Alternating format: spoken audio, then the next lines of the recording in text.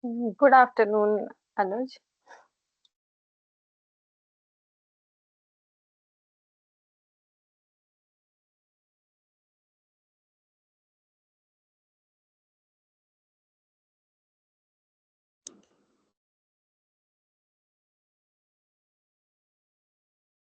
So, hello everyone. Is the screen visible and am I audible? Yes, Yes, ma'am. ma'am. Good afternoon, ma'am. Good afternoon, everyone. Good evening, So, ma'am. okay, good evening. So, let's start with the today's session. So, welcome everyone to the NPTEL course on novel technologies for food processing and shelf life extension. Professor H.N. Mishra is a course instructor who is in the Department of Agriculture and Food Engineering, IIT Kharagpur. And I am Shikha Sharma, a research scholar in the Department of Chemical Engineering, IIT Guwahati. So,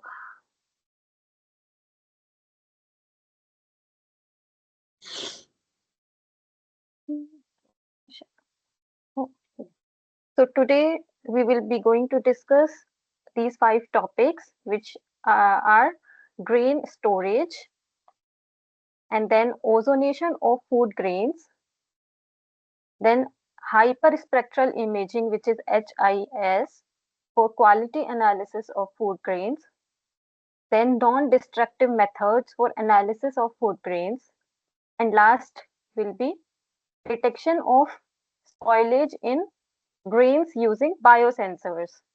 So these 5 topics we will be going to discuss today, and I hope you have already gone through the 5 lecture videos on these each topic. So each topic is having one video. So there are total 5 videos for this week 10. And in this live session, we will be solving some of the practical problems on these uh, 5 topics. And if you have some doubt, please feel free to ask at the moment itself. In this lecture, if you have any doubt at that moment, you can ask. So let's begin with today's session. So today's first question is match the mycotoxins in grains, which is in the column A.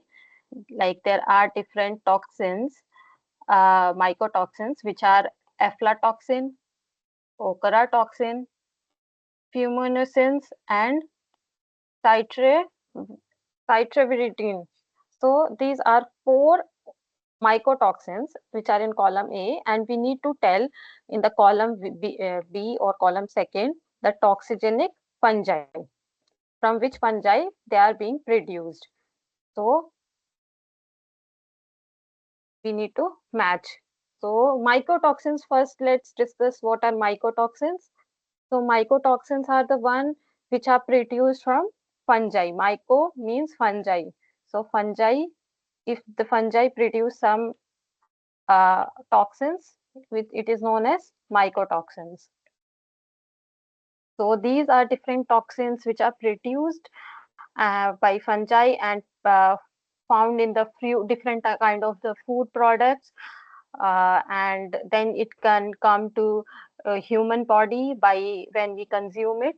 So it can also harm human beings because it can like transmit through the food products. So let's match which toxin is belonging to which which fungi. Option A, madam. So option A, we have got one answer.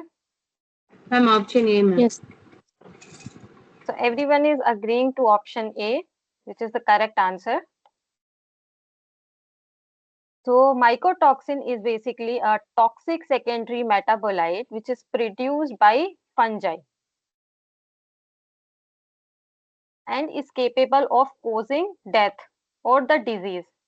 Either death, if the toxin is very high, it can even lead to, like, if in the less amount or the acute toxicity, it can cause disease, and for the chronic, it can cause to death in both humans and other animals. The term mycotoxin is usually reserved for the toxic chemical compounds which are produced by fungi that readily colonize crops. So aflatoxin, it is highly poisonous secondary metabolites which are produced by fungal strains, aspergillus, like aspergillus flavus or parasiticus. And these fungi, they grow in the soil, decaying vegetation, and various staple foodstuffs and commodities such as hay, maize, corn, or corn, peanuts, coffee, wheat, millets, sorghum, cassava, rice, chili pepper, cotton seeds, tree nuts. I'm so sorry. Tree nuts, sesame seeds, sunflower seeds, and various cereal grains and oil seeds. And since our animals, they also are they also eat different kind of like uh, plants or the biomass. So it can these aflatoxin, it can even shift to from the cow and the buffalo, it can transfer to milk and its milk products, and from the chicken and uh, other animals, like if they eat or the goat, if they eat these kind of biomass which are having aflatoxin in that, they can transfer to different meat products also. So second is ochratoxin A. It is basically produced by fungi, where this fungi. This is penicillin. It's basically in the two types of species. It can two types of species can produce, which are Aspergillus or Penicillium, and it is a nephrotoxin, and it is also very carcinogenic. So it can be found in the grain or the pork products or the coffee, wine grapes, and dried grapes also. The next is the fuminescence.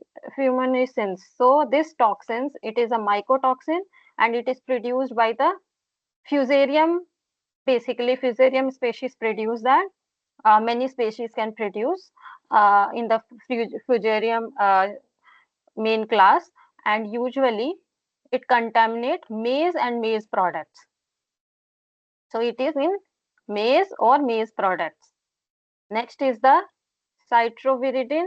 It is a neurotoxin, and it is also like very toxic, and it contaminates rice and other cereals, and it leads to acute cardiac beriberi disease.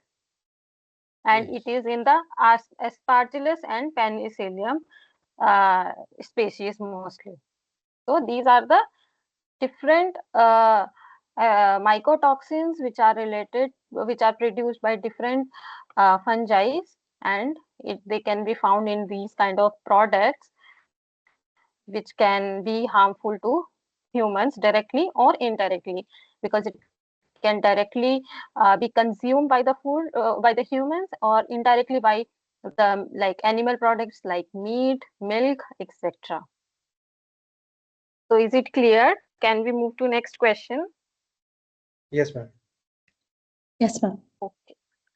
Okay, thank you. Let's move to next question. Which among the following depicts the mechanism of action of ozone in the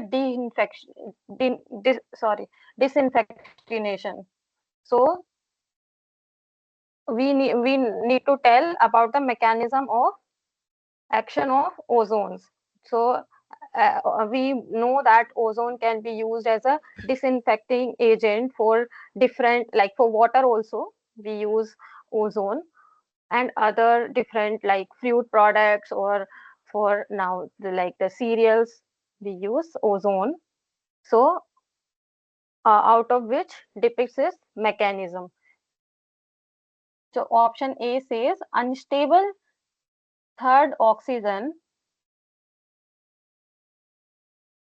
combines with organic and inorganic molecules to destroy them through oxidation. Second is neurons of insects are destroyed when they inhale ozone. Third is stable third oxygen combines with organic and inorganic molecules to destroy them through oxidation.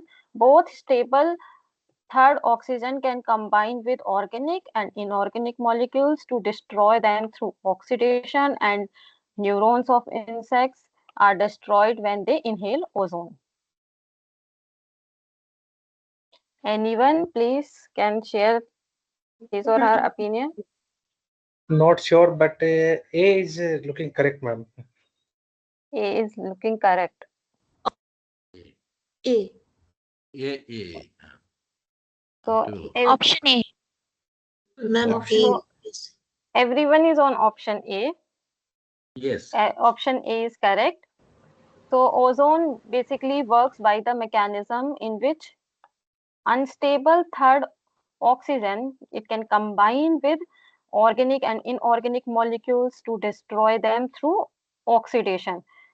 This causes the destruction of the respiratory tract of the insects when they inhale ozone. So this picture depicts that this is the molecule of the oxygen. So it splits and one free oxygen will produce, and with these two molecules, one more oxygen combines and form ozone molecule. Then this is the antimicrobial action here on the left side. So this will go to the microorganisms and leads to oxidation in their respiratory tract, uh, and the oxygen will combine to the maybe to the cell membrane, or it will attach to cell membrane of the insects, and then one oxygen molecule will combine, and the O2 molecule as an overall, it will be going out, and there will be no harmful residue in the food product when we treat um, with the ozone.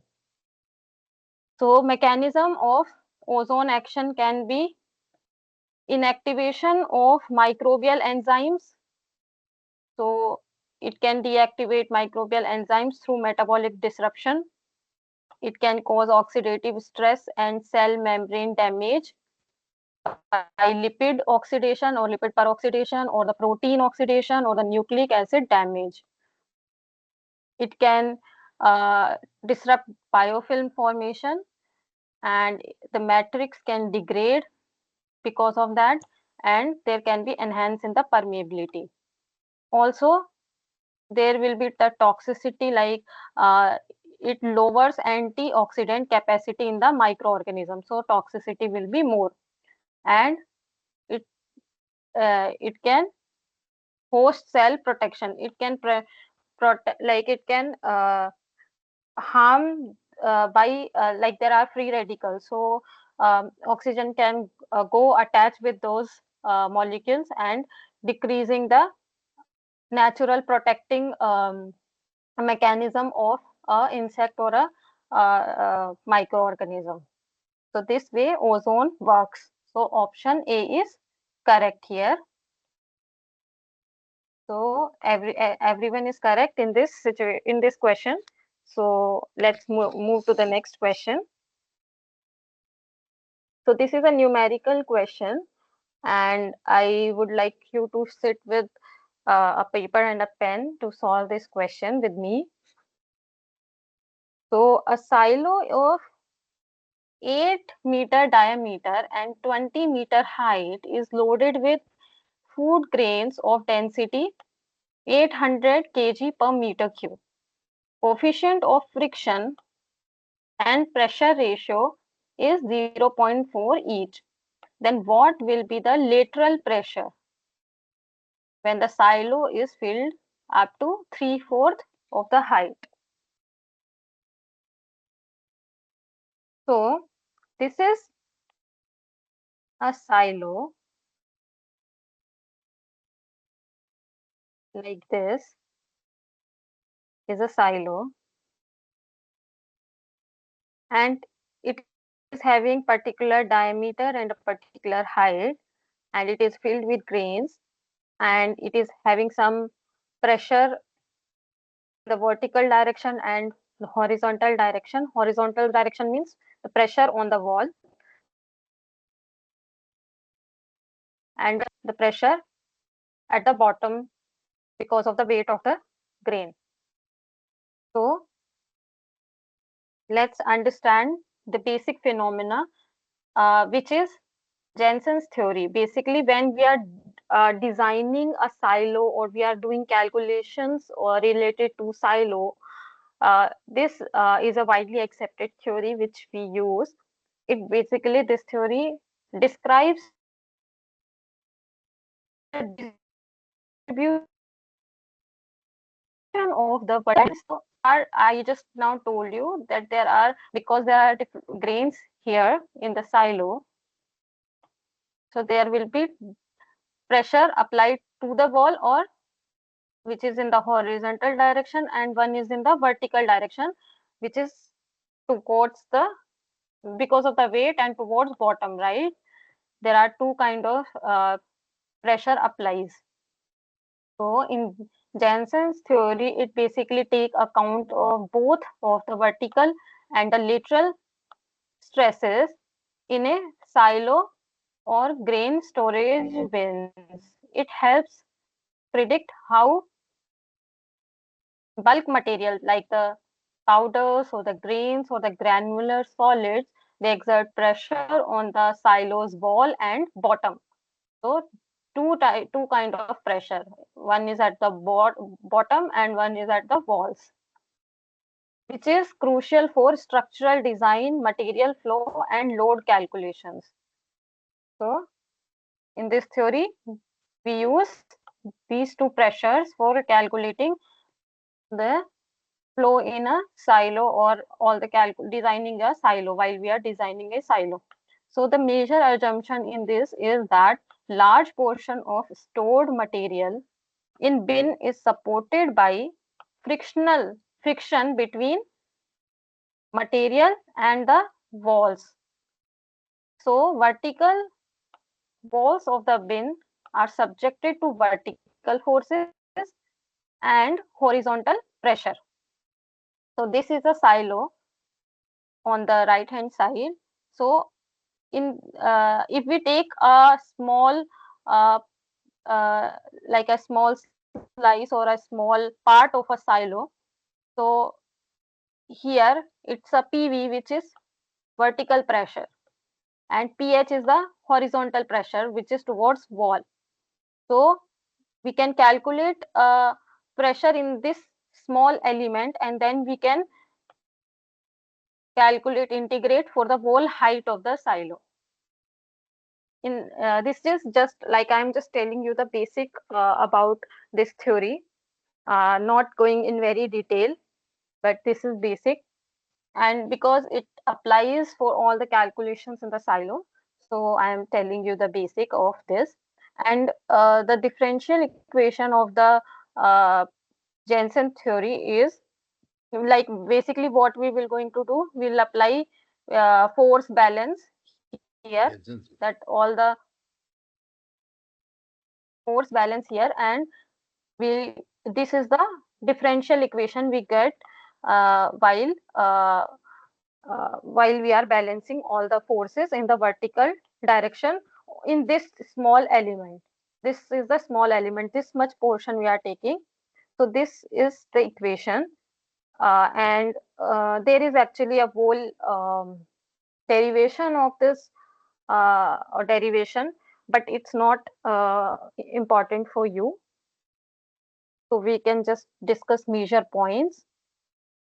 So PV here is the vertical pressure at depth Z, and gamma is basically bulk density of the material, and D is the diameter of the silo, and mu is the coefficient of friction between the material and the silo wall.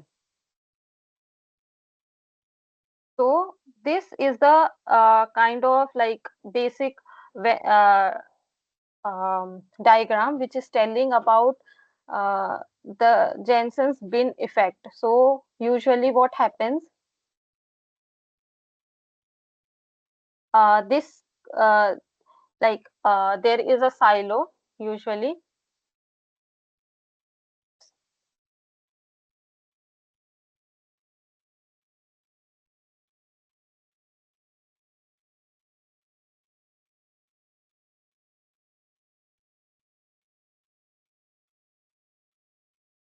Yeah, so usually this is the this is a cylindrical type of system in a silo. So this is a rectangular system, and this is a circular at the bottom or at the top, is a circular mostly, right? And usually this is a wall, and there will be some kind of cohesive force between different materials which with the different grains. Each grain will have all together will have some kind of cohesive force, and with the wall there will be some kind of frictional force associated with that. uh, so this kind of system is actually there in a silo, and at the end this equation is the Jensen's equation, which we get out of the calculation and derivation. So this is the differential slice or the element which we were talking about. So there will be some kind of force which are exerting in the vertical direction, and there will be some kind of the force which are in the horizontal direction, and we will go at the end going to get this equation. So let's solve now this question. So it is given that diameter, this is the basic introduction I just gave you about this theory, because we will directly be using the formula of lateral pressure, we need to calculate the lateral pressure here in this question. So we will be using lateral pressure equation directly from this theory derived the equation for the lateral pressure. So we will be going to directly use. So I just give you the outline of what is this theory. So let's solve this question now. Diameter D is given in this question is 8 meter, and height of the silo is given as 20 meter. And it is saying that 3/4 of the silo is filled. That means 75% of the silo is filled. The grain are lowered to 75% of the total height. So height is 20 meter and 75% of the silo is filled. So height h is equals to 20 meter into 20 into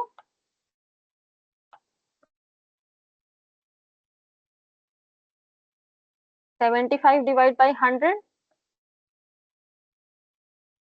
which will be equals to 15 meter,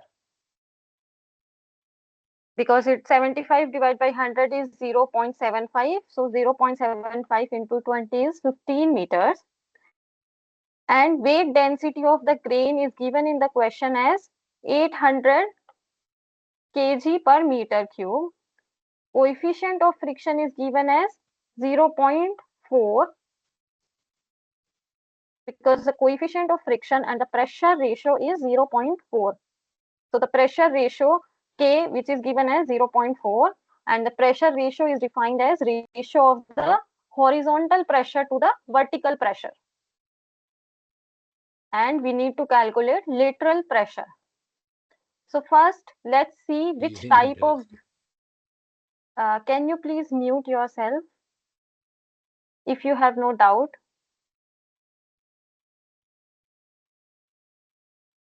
So the type of bin, let's understand first which type of bin it is.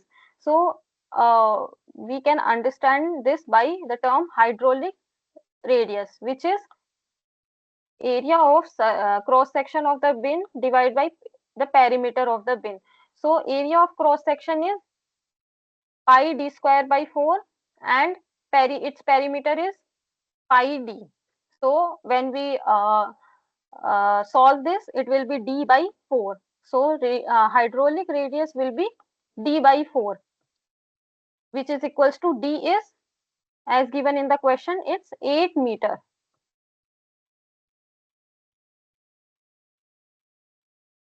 So 8 divided by 4 is equals to 2 meter. So we know now hydraulic radius. So if the hydraulic radius is greater than 4r, then it means that it is a deep bin. So here hydraulic radius is 2 meter and height is 20 meter, but it is filled up to 15 meter, but overall height is 20 meter. So if we see h is 20, which is greater than 4 into r means 8. 4 into 2 is 8. So it's greater. That means it's a deep bin. Means it's like this. Bin is like this. Its height is high and its diameter is comparatively low. So it's like a deep bin. Now the formula for lateral pressure, which is the force exerted by stored materials against the silo walls. So I told you, like if it's a silo, there will be some kind of the force which grains applied to the wall, that is lateral pressure, and its formula is this, where lateral pressure is equals to rho, which is weight density of grain, into g, which is gravity acceleration due to gravity, this g, and r is hydraulic radius, divided by mu, which is coefficient of friction, this. Then multiply 1 minus e to the power minus mu, which is coefficient of friction. K is, we discussed, its pressure ratio. H is the height of the bin, which is like filled height, how much it is filled, or the height of the like the height of the grains, divided by r, which is radius, hydraulic radius. So lateral pressure is equals to 800, which is given in the question. This 800 kg per meter cube is the density of grains into acceleration due to gravity 9.81 into 2, which is the radius, divided by coefficient of friction, which is 0.4, multiply 1 minus e to the power minus coefficient of friction 0.4, and K pressure ratio is 0.4 into 15, which is the height of the grain, as it is 75% filled. So into 15 divided by radius, which is 2, is equals to, if we solve this, 800 into 9.81 into 2 divided by 0.4, it will be 39240, and multiply 1 minus e to the power minus, and if we solve this, 0.4 into 0.4 into 15 divided by 2, it will be 1.2. So when we solve this, it will going to, like when we multiply first e to the power minus 1 by 2, then it will be something like, I think 0.6 or something like that, and then we will minus with 1. I'm not sure. Let's like solve in your calculator, in your scientific calculator. E to the power minus 1 by 2 minus 1, and multiply 39240. If you multiply and solve, it will, the simplification form will be 27421.13 Newton per meter cube. So in kilonewton, if we want to convert, it will be 27.42 kilonewton.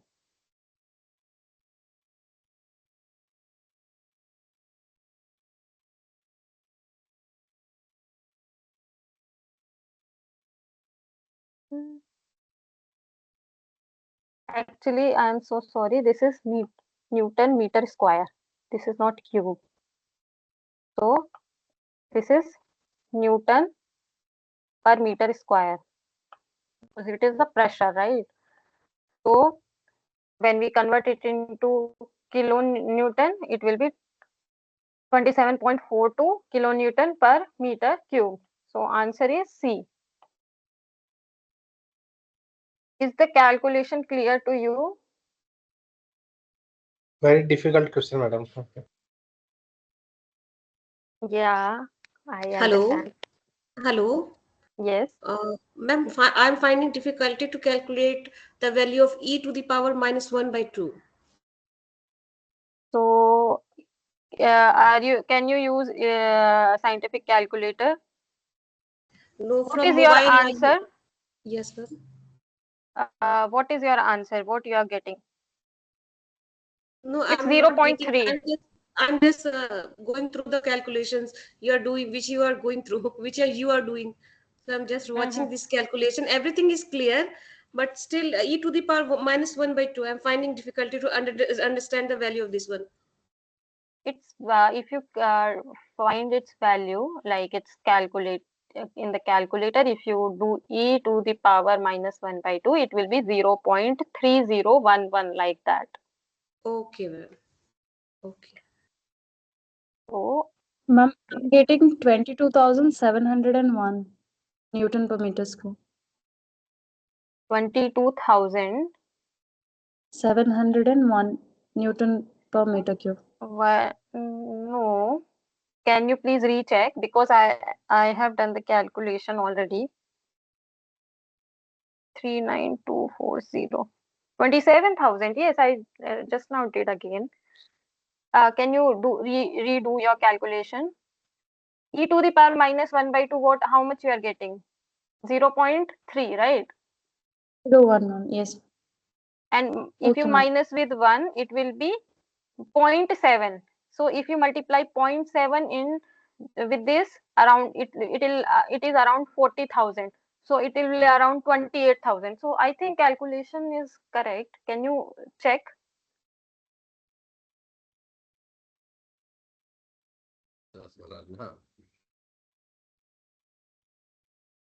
Everyone is getting correct. Is the same answer?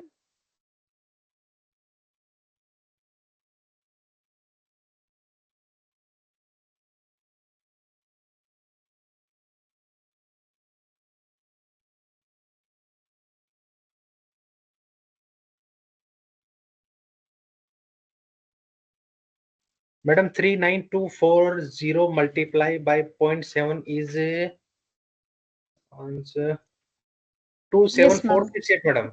Yes. Same. 27048. Yes. 270. Yeah, around this, right? You are getting. So option C you can take, right?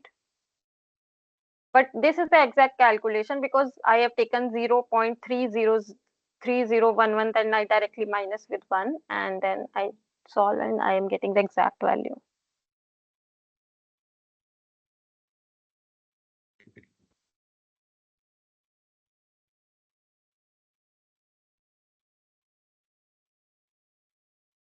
This is a square.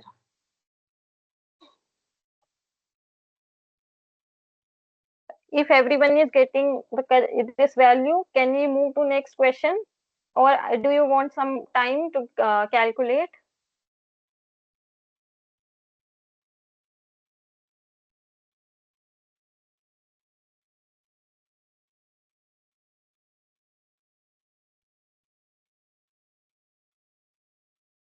Please let me know.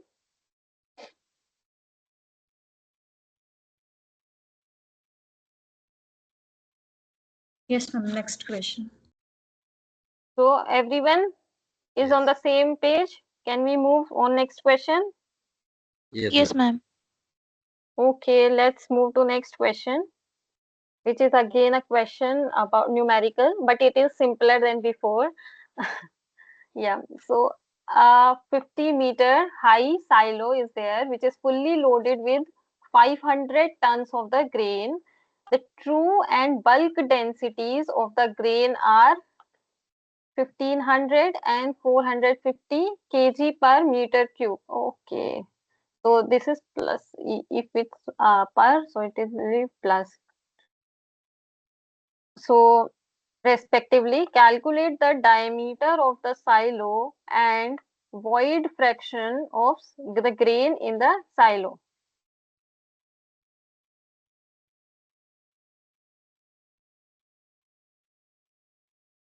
This, I think some mistake is there. So this is not uh, related to this question. Maybe I have done some typing error. Do not consider this. So yes, we have a 50-meter high silo which is fully loaded with 500 tons of the grain, and the true density and the bulk density are given in the question, and we need to calculate the diameter of the silo. So first we should understand what are true and the bulk densities. Uh, okay.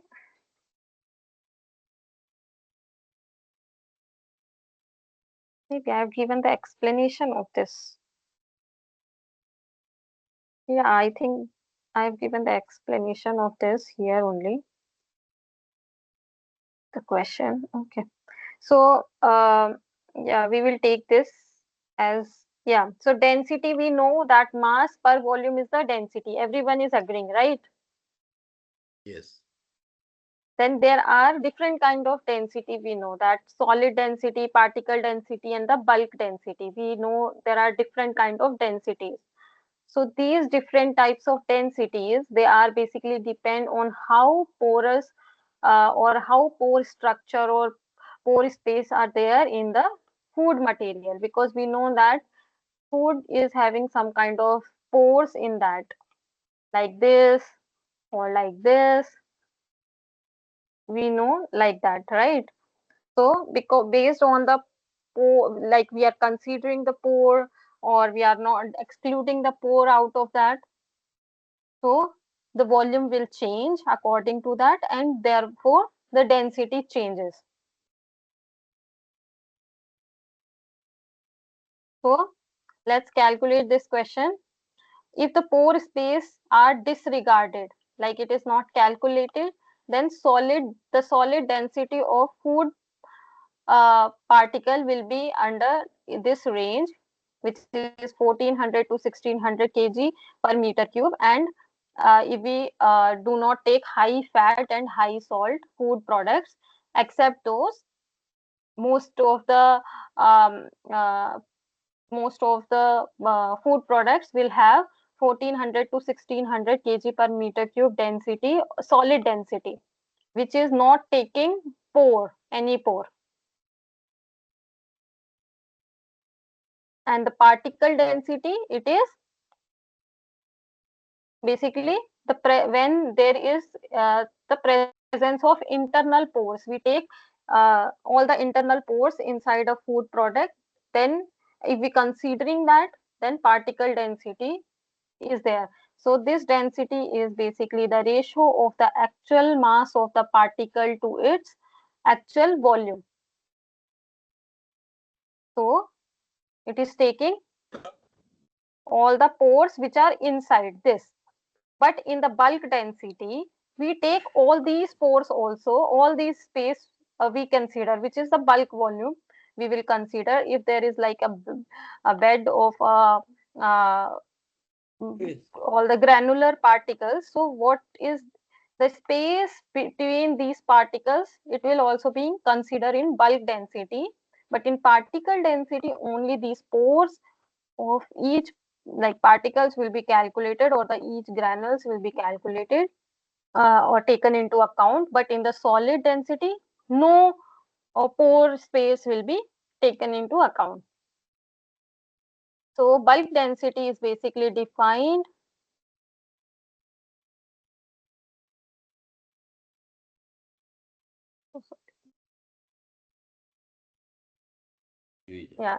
is defined as the mass of the particles occupied by a unit volume of bed or bulk volume. It accounts for void space between the particles. Bulk volume is defined as the total volume of particles occupied, including particles' own volume, its interparticle void space, and the particle's internal pore volume also. So void space in the food material is basically determined by the term porosity, which is expressed as the volume not occupied by solid material. So porosity is equals to 1 minus bulk density upon solid density, and interparticle porosity is equals to 1 minus bulk density divided by particle density. So this is the basic introduction about different densities. Like there are different densities and what are the different, all these terms, definitions or the basic introduction. So now we are ready to solve this question now. So the height of the silo is given h equals to 50 meter.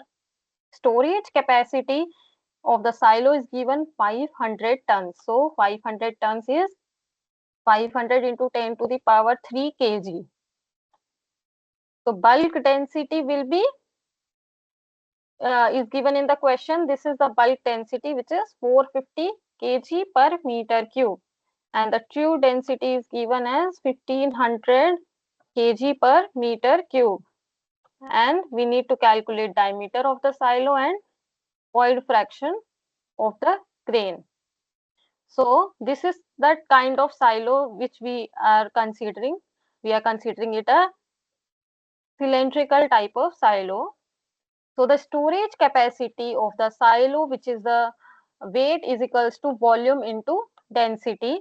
So total volume in meter cube into bulk density kg per meter cube. So the storage capacity in the kg is equals to total volume. Volume is pi by 4 d square into h, or pi r square h into bulk density. So we know that the storage capacity of this silo is 500 into 10 to the power 3 kg. So 500 into 10 to the power 3 is equals to pi by 4 into d square into h. So height of the silo, because diameter Yes. we need to calculate and height is not needed to calculate. Height is given in the question. So it is 50 into bulk density, which is 450 kg per meter cube. So into 450. So d square will be 500 into 10 to the power 3 into this 4 divide by 50 into 450 into pi, right? So 500 into 10 to the power 3 into 4 divided by 50 into 450 into 3.14. So d will be, by simplifying or resolving, d will be 5.31 meter. Now void fraction of grain stored in silo is 1 minus bulk density divided by particle density. So void fraction is equals to 1 minus, this is the bulk density 450 divided by the particle density, which is 15. So it will be equals to 1 minus 0.3 something. So 0.7 is the void fraction. So answer B is correct, which is 5.31 into 5.31 and 0.7. Is this question clear to everyone?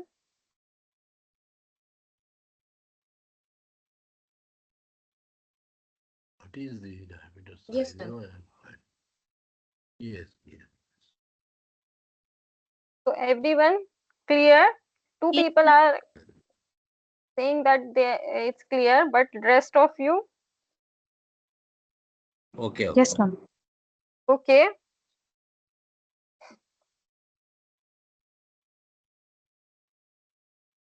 So let's move to the next question, which is about HIS imaging, which is hyperspectral imaging technology. So which among the following statement is false with respect to hypercube in HIS imaging technology? So first option is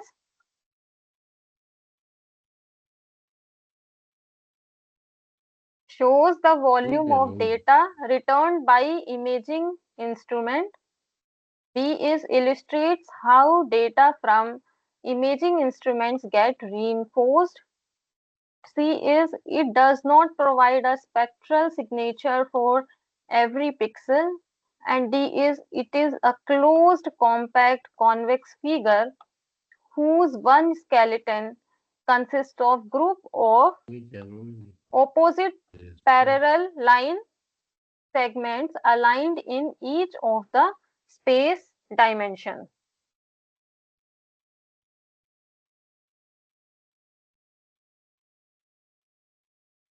Uh, Nir, Nirmalendu, please can you mute yourself, because ma'am. actually we are getting disturbed like when I'm speaking, so I get little distracted because of that. So please can you mute yourself? You can unmute yourself while you are asking question. Thank you so much for your support.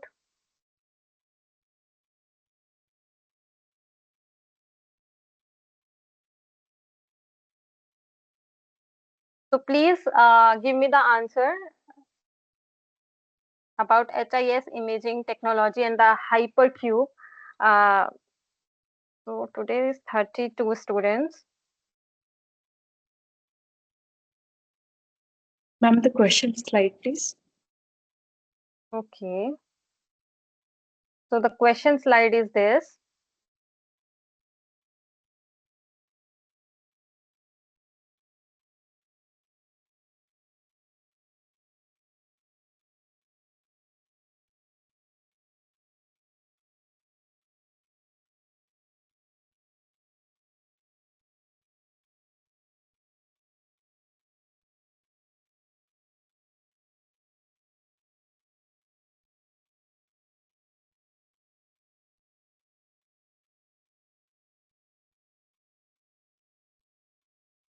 Option C, ma'am. Option C.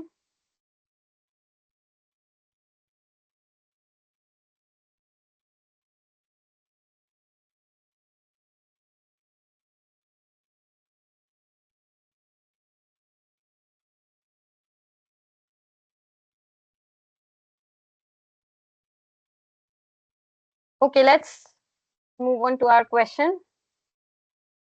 It does not provide a spectral signature for every pixel. So we got one answer as C. Anyone else? Option C. So you are agreeing to him. Okay, next. Anyone else which is having different opinion?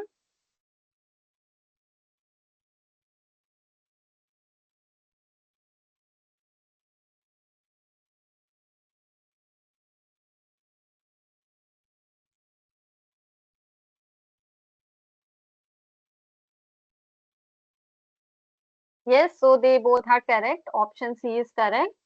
So in a hypercube, it is basically a n-dimensional analog of a square or a cube and a cube. So it is a closed, compact, convex figure whose one skeleton consists of groups of opposite parallel line segments aligned in each of the space dimensions perpendicular to each other and of the same length. It shows the volume of the data returned by imaging instrument and illustrates how data from imaging instruments get reinforced. It provides a unique spectral signature for every pixel. So it is saying that not provide a spectral signature for every pixel, but it provides a unique spectral signature for every pixel, which can be used by processing techniques to identify and discriminate materials. And since this is saying not, but it does, so it is the false statement. But D is correct, because we can see here in the second point that it is a closed compact convex figure whose one skeleton consists of groups of opposite parallel line segments aligned in each of the space dimensions. So this is correct. And also we know that from the third point, that the volume of the data, this point is returned by imaging instrument. So it is also correct, and it is also HS because this option, this is the every pixel v signature pixel v. It provides every signature pixels, and so HS sensor, it collects information as a set of images.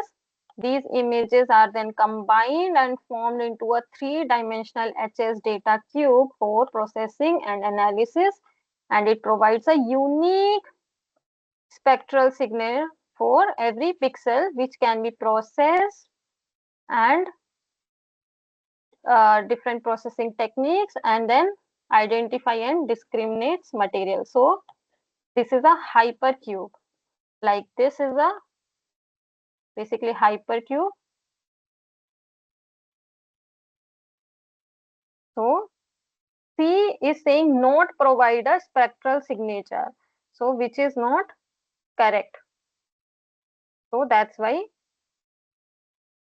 this option is false, C.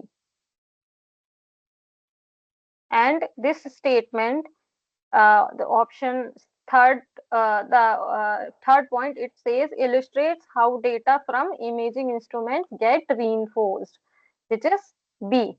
So we get all the points as true, but third, which is C point, is false. Is it clear to everyone? Yes, ma'am. Yes, ma'am. So it's clear to everyone. We are moving to next question, Yes, which ma'am. is, yes, so thank you, which is about grain storage. So which of the following statement is true with respect to the grain storage, which is heat from external sources penetrate into the grain bulk at a very fast rate.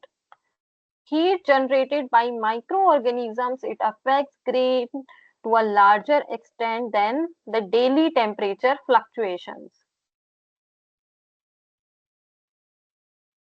The presence of dockage is inductive for the development of insect pests, and high bulk density means the grain is infected or infested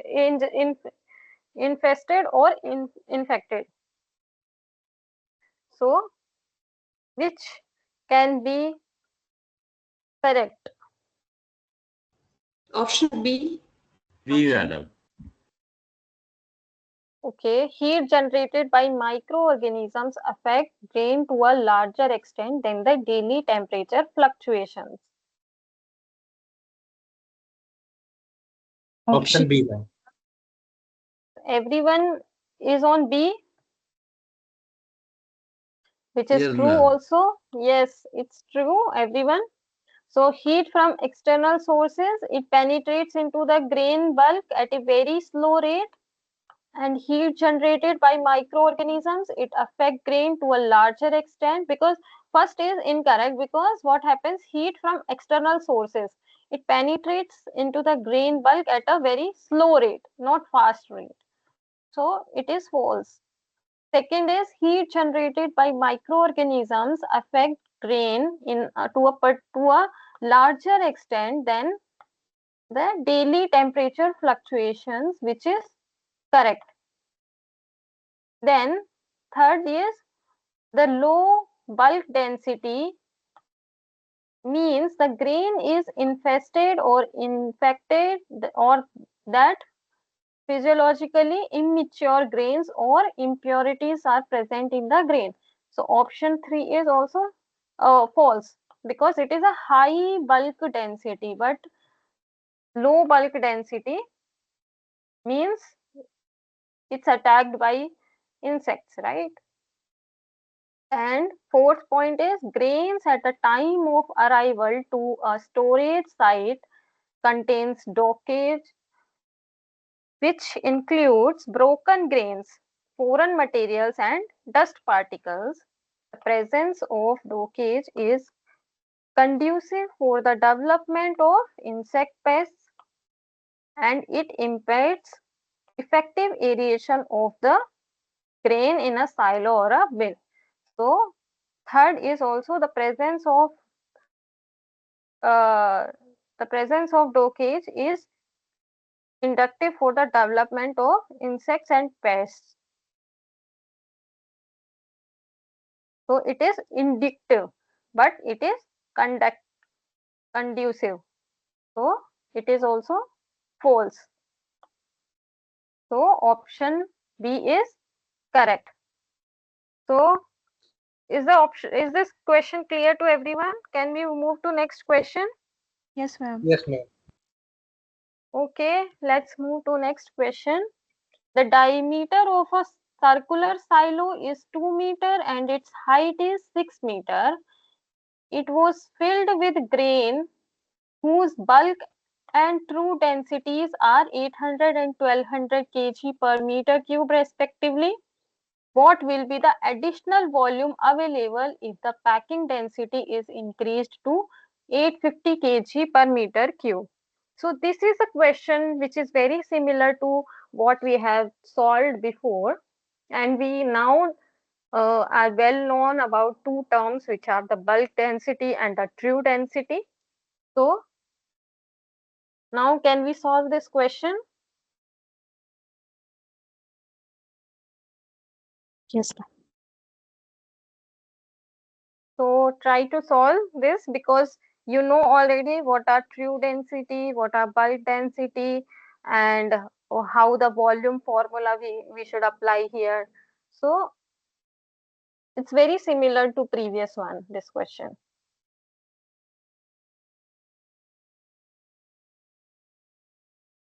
So let's solve this question.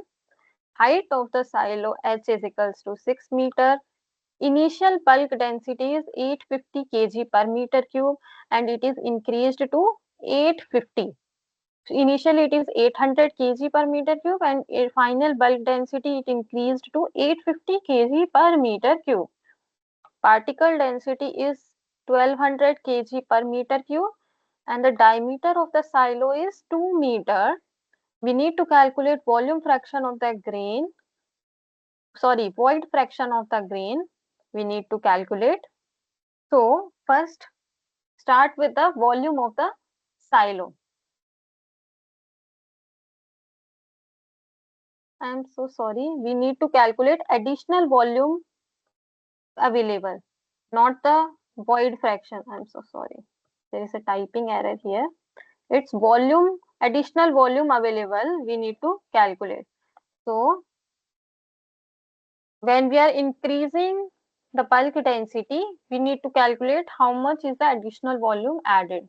So the volume of the silo V is equals to pi by 4 d square h, because it's a cylindrical type of system. So its volume is V equals to pi square h or pi by 4 d square h. So volume is pi by 4 into diameter, which is 2 meter. So 2 square into 6, which is height. So pi by 4 into 6. So pi into 6 is equals to 18.85 meter cube. And initial weight of the grains stored, which is in kg, is equals to volume into density. So initial weight of the grains stored is equals to volume of the silo into initial bulk density.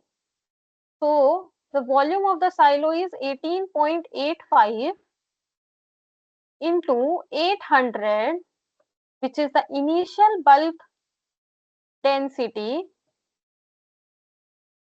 is equals to 15080 kg. Final volume of the grain stored is equals to volume of the silo into final bulk density. So final bulk density is 850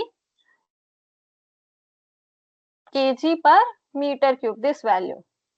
So volume of the silo is 18.85 into 850, which is equals to 16022.5 kg.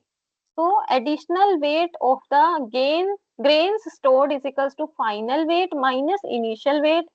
Final weight is, we calculated 16022.5 minus the initial weight, which is 15080, which is 942.5 kg. So the additional volume which is required is equals to additional weight upon final bulk density.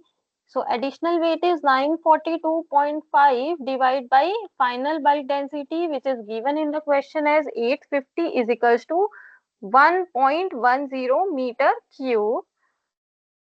So option A is correct here. This is the additional volume available.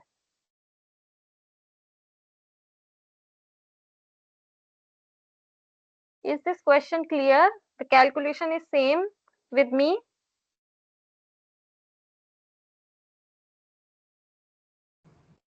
Yes, ma'am. Yes, ma'am. Okay, so everyone is getting the same calculation, same. So is it clear to everyone how we solved it? Yes, ma'am. Yes, ma'am. Yes, ma'am. Okay, so let's move to next question. Which of the following is the correct sequence of steps in E-nose analysis? Classification, feature extraction, pre-processing, and decision making. So these are the four options, like four different steps, and we need to tell that in the E-nose analysis which option is correct.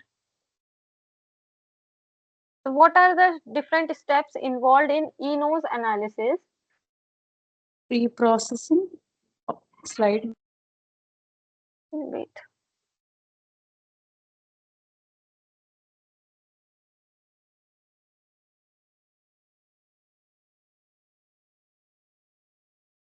Classification, feature extraction, pre-processing, B, and ma'am. decision making. B. Option Madam B. B. Option B, B, madam. ma'am. Option B. Okay, so everyone is on option B.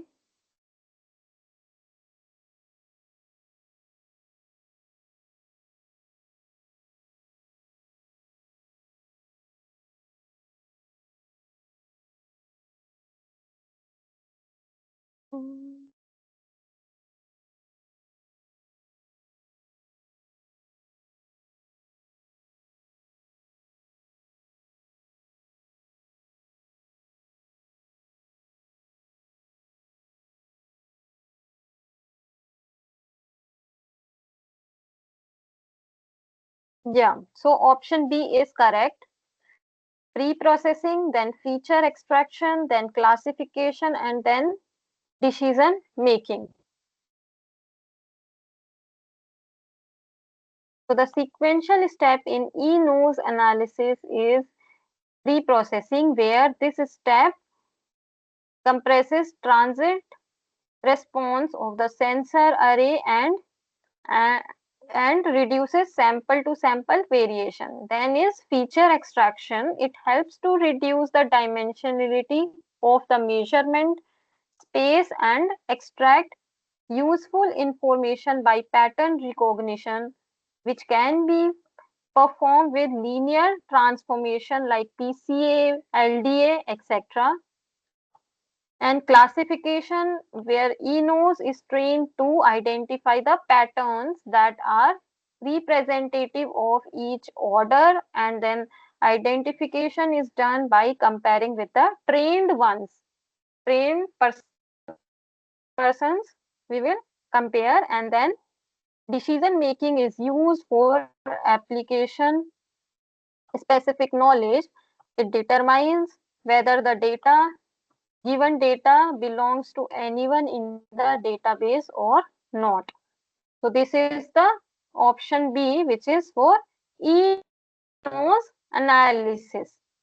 This is the sequence. First is pre-processing, and then feature extraction, and then classification, and finally is the decision making. Like this. This is the diagram where first sensor array is there, which is doing pre-processing, and then feature extraction, and then classification, and finally is the decision making. So next question is about match the type of structures for storage of grains in column 1 with their examples in the column 2.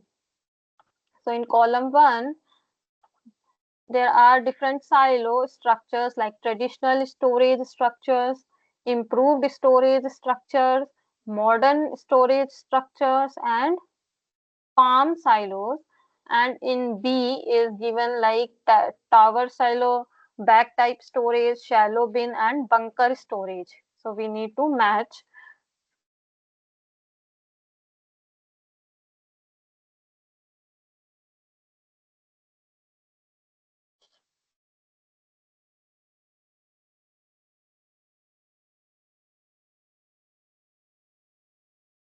So which is the answer? What is the traditional storage structure out of these? Bag type storage, madam. Traditional. Bag type storage. So improved storage structure is next.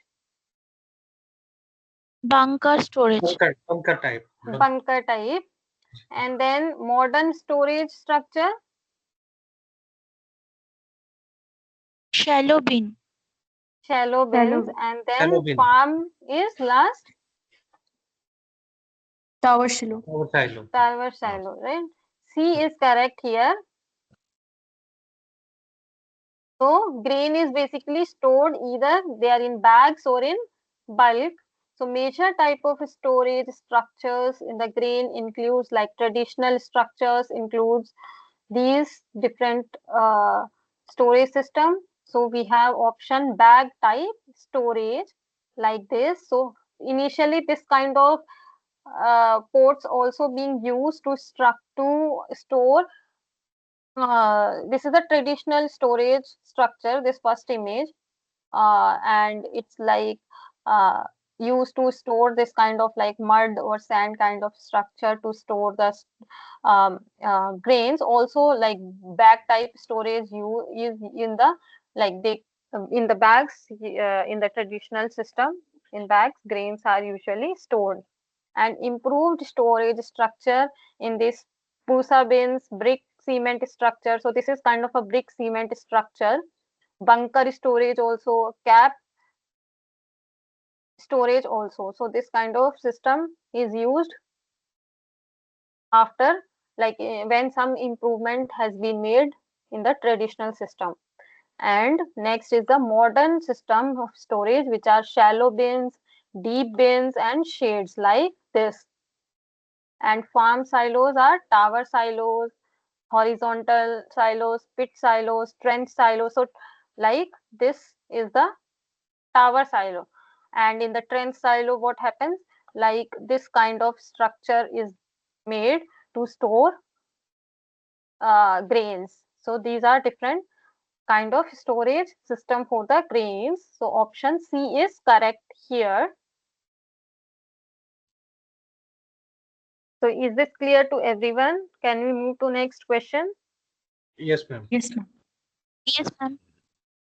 So let's move to next question, which is about ozone. So which of the following option shows the correct decreasing trend in terms of ozone potential, oxidation potential?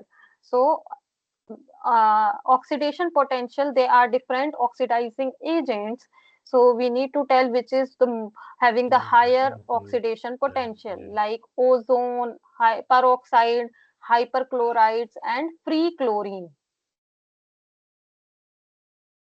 Option A, Option ma'am. A. Option A. Option Correct. A. Option A, ma'am. Yes, so everyone is correct. So basically, oxidation potential is basically the ability of a substance to undergo oxidation. So it can be measured in volts, and it is determined by the energy required for the substance to gain electrons during a redox reaction. So oxidation potential in the decreasing order is ozone is the highest oxidizing, having the highest oxidizing potential or oxidation potential with 2.08 volts. Then peroxide or hydroperoxide, which is 1.78 volts. Then hyperchlorides 1.48 volts, and then lastly is the free chlorine with 1.36 volts. So this question is clear to everyone? Yes, ma'am. Can yes, Yes, ma'am. so we are Yes, moving to ma'am. next question. Yes. So let's solve another question, numerical, which is a numerical of about different angles which are related to the pressure and the force. So for a mass of grain stored in a bin, the angle of internal friction of the grain is 40°. The ratio of normal pressure to the applied pressure within the bin is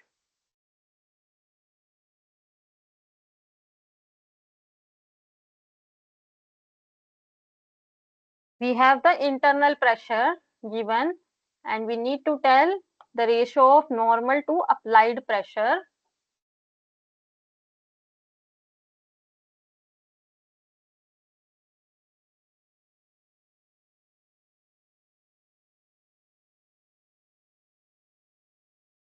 Ma'am, the formula would be 1 minus sine theta upon 1 plus sine theta, right?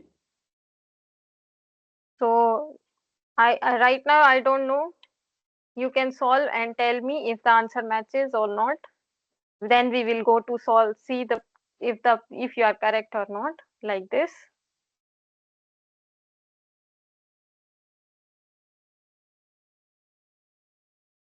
So you solve 1 minus sine theta by sine 40 by 1 plus sine 40.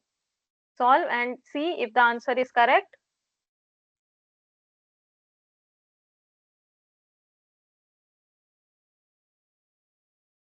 What is sine 40 value?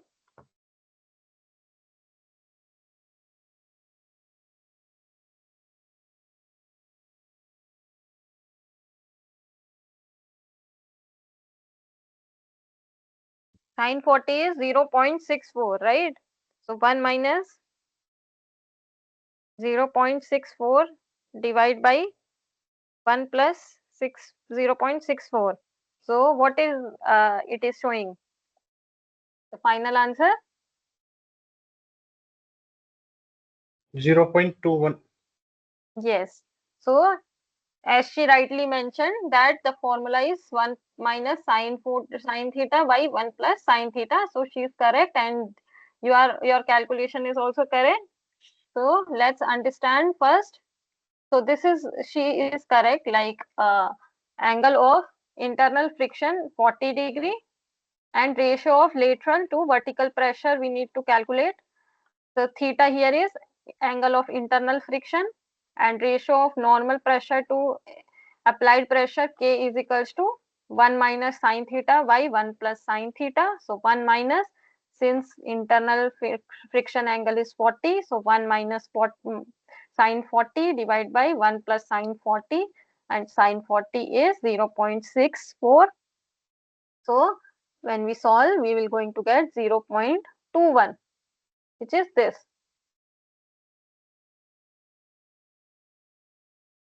So is this question clear to everyone? Yes, ma'am.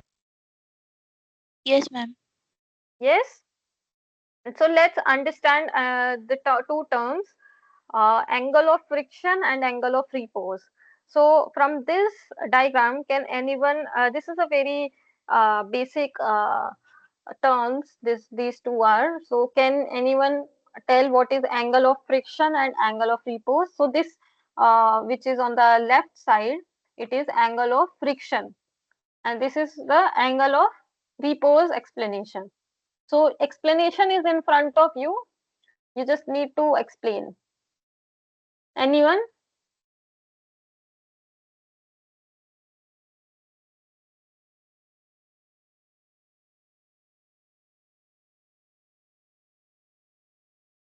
So this is angle of friction. Like when if one body is there, so it will have some of weight. So downward uh, it will have weight as a force. And if we are moving with some kind of pressure, so there will be this F is frictional force in the opposite direction, right? Also, if uh, at the bottom there is W, so on at the top opposite to it is a normal force which is N, and we know that friction force is the coefficient of friction mu into N, which is normal force, and their resultant will be R, the, like N, and frictional force resultant we are taking it as N, and this is the angle phi which is in between R and N. So R is having two components as a force components, which is in the one in the N is the R, R, in R N side is cos theta, and on this side, which is the frictional force side, is the sine theta, right? So if we resolve, we can consider R as a resultant force, and we need not to write F and N separately because it takes both into account. So when we do uh, the calculation, so R sine theta, so sine part is this one, frictional force one, is equals to mu n, and R cos theta is this part n. So the tan theta will be mu n by n, which is mu, which is, so this phi angle, it is inverse of tan into the coefficient of friction. So this is the angle of friction. So angle of friction applies when a body is having some kind of friction and it is on the plane. But angle of repose is when there is some kind of slope. So when one body is in a slope, it will try to go in this direction, right? Sliding with this direction, and now the weight will be in this direction, and normal force is this direction, and this is the like the pressure direction, and this side is the frictional direction. So when we do the force balance, it will be Fx, force in all the direction in the x is equals to 0, and force in y direction is equals to 0. So x direction force is, this is the force in x direction, mu n minus weight, the weight component in the x direction, which is, if w is here and theta is here, so its cos theta component will be at downwards, and sine w sine theta sine component will be in x direction, right? So mu n minus w sine theta is equals to 0. So w is sine theta is equals to mu n. And if we see in the y direction, this force balance, so w cos theta, which is this, is equals to n. So by solving these two equations, this and this, tan theta is equals to mu, or theta is tan inverse mu. So this both angle of friction and angle of repose, they are tan inverse mu, which is mu is coefficient of friction, where theta, this is the angle of repose. So this angle of repose we need to understand, because when we are putting like a heap we are making in the grains storage, like this heap will be there. So in this we need this angle of repose. So we are understanding, just we are having this kind of understanding that what is angle of repose and what is its formula. So this is a basic 11th and 12th level understanding concept, which we will be applying in the further numericals. Like soil strength, if we like in the soil or in the grain, like this, there are angle of repose, which is like if there is grain which is forming heap, so there this is the angle of repose. And like this, if something is like this, so this is phi dash, which is angle of internal friction. Mu is the coefficient of friction, and tan phi we know it is equals to mu, which is coefficient of friction, and which is equals to F by N, which is this. So this is just for basic understanding for right now, which we will be applying somewhere in the further slides. And this type of questions, these will be there in the like when we are saying that the grains we are putting and it is forming heap, and if we are opening the silo, so from this part of the silo, like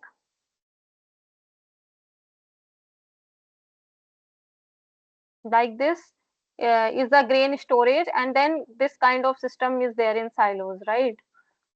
So when we are opening this part on a sheet or the silo, then when we are opening the silo, then this kind of heap will form, right?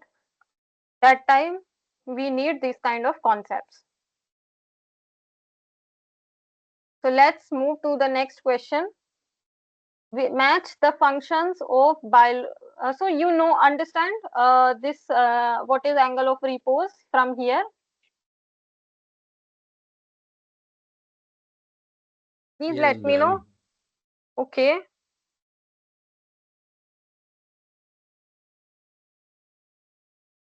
So column 1 is saying about different functions of the biological nose, means our actual nose. So inhaling, mucus, olfactory epithelium, and nerve impulse are there. So in column 2, E knows how it is similar function it is performing. So there are filters, pumps, sensors, and there are circuits and a neural network. So we need to tell which function is performed by eNose in column 2, similar to the biological nose in column 1.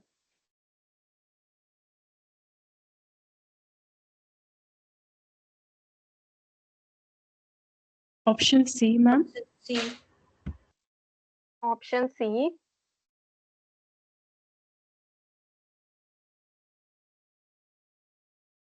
So let's see. Option C is correct. So we know that from this kind of uh, table is there in already in the slide. So eNose, it operates like a human nose by containing number of sensors. Inhaling is done by pump, and then uh, in the nose, the inhaling function is done by pump. Then mucus is like the filter we put for for replication of the mucus function, and then we have different sensors which do the same function as olfactory epithelium, and then we have different circuits and the neural networks which do the same function as nerve impulse, and we have interactions which tells about binding with the which do the same function as binding with the proteins, and we have reactions which has the enzymatic proteins as the same function, and then signals will be there like cell membrane depolarize. So these kind of similar functions with the biological nose. So option C is correct. Can we move to next question? Yes, ma'am. Yes. Yes, ma'am. Yes. So thank you. Let's move to next question. In hyper spectral equipment, blank allows only specific wavelength corresponding to a particular image to be captured by camera, light source, imaging optics, CCD or tunable filters?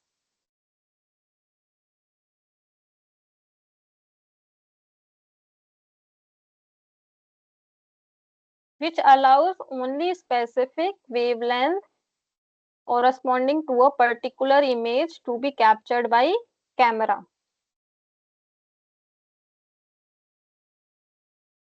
So please let me know. Option C. Option D, ma'am. Option C and D, we are having two options. Option D, ma'am. D is correct because there are different components in HSI equipments. It has the light source which illuminates the sample. White light can be used for NIR and visual data collection, and specific wavelengths can be selected by using filters.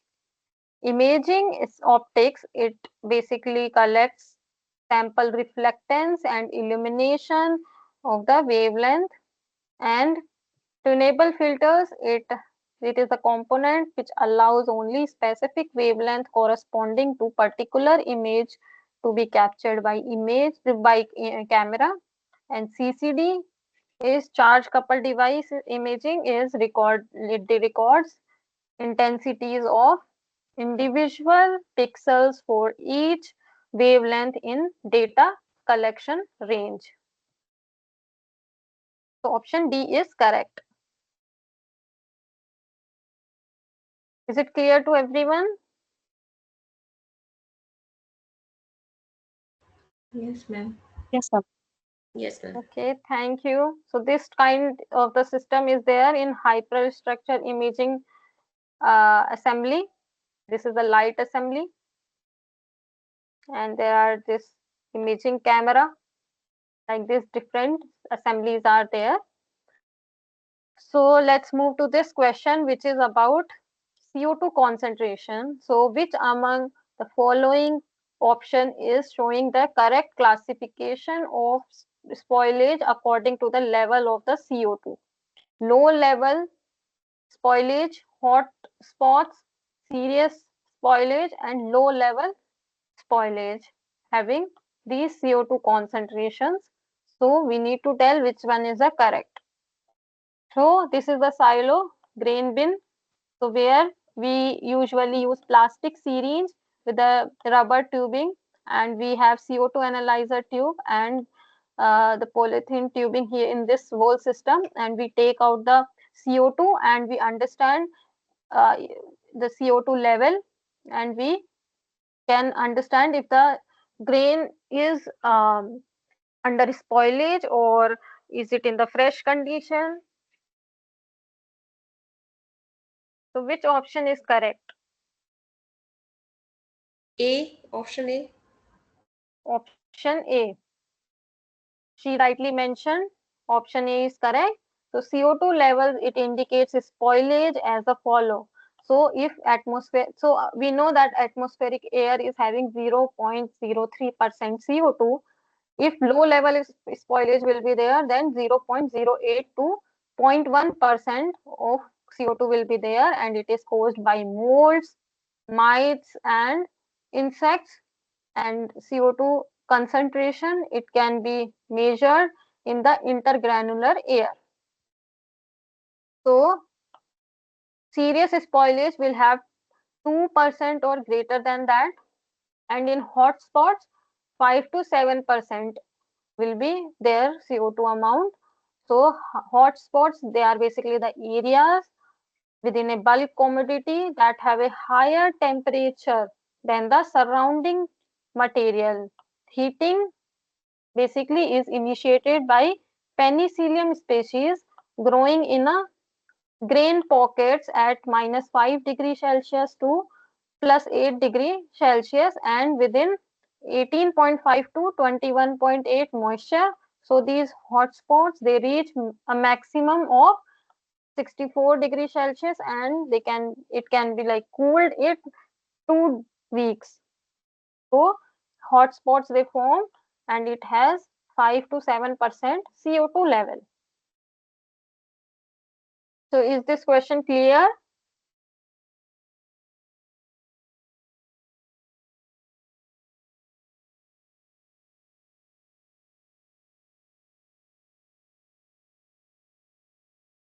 Clear to everyone? Yes, ma'am. Okay, so thank you. Let's move to this question. We need to solve this question. 2 tons of the grains they are stored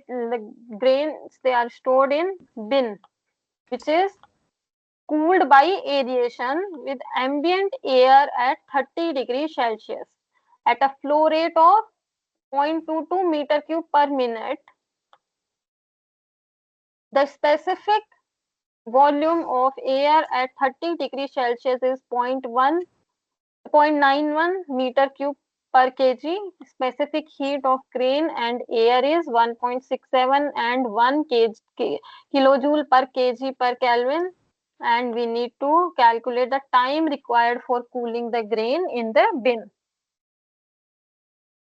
So please try to solve.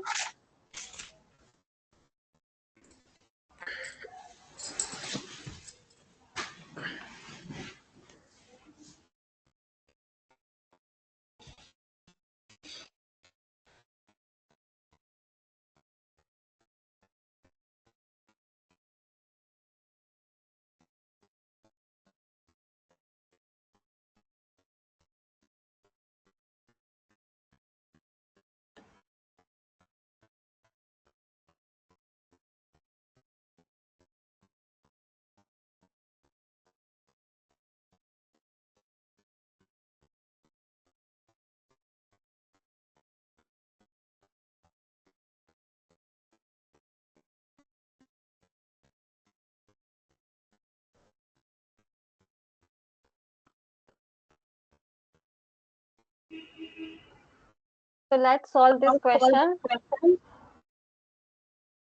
Yes.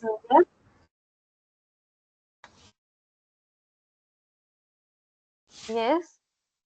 I'm not able to hear you. Oh, no, ma'am. Fine.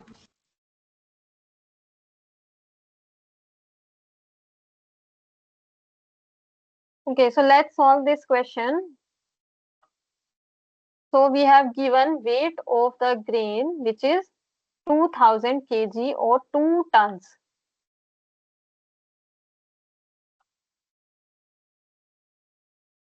Right? Then volumetric flow rate of air is 0.22 meter cube per minute, which is given already. Then specific volume of air is 0.91 meter cube per minute. Specific heat of the grain is 1.67 kilojoule per kg per Kelvin, and specific heat of air is 1 kilojoule per kg per Kelvin. So mass flow rate is equals to, we know mass flow rate is the volume flow rate divided by specific volume of air. So mass flow rate we can calculate is equals to volumetric flow rate of air, which is this 0.22 meter cube per minute. So 0.22 here, and per specific volume of air. So this is specific volume of air. So this is 0.91 meter cube per kg. So 0.91. So when we divide 0.22 divided by 0.91, it is 0.24 kg per minute. This is the mass flow rate we get of air.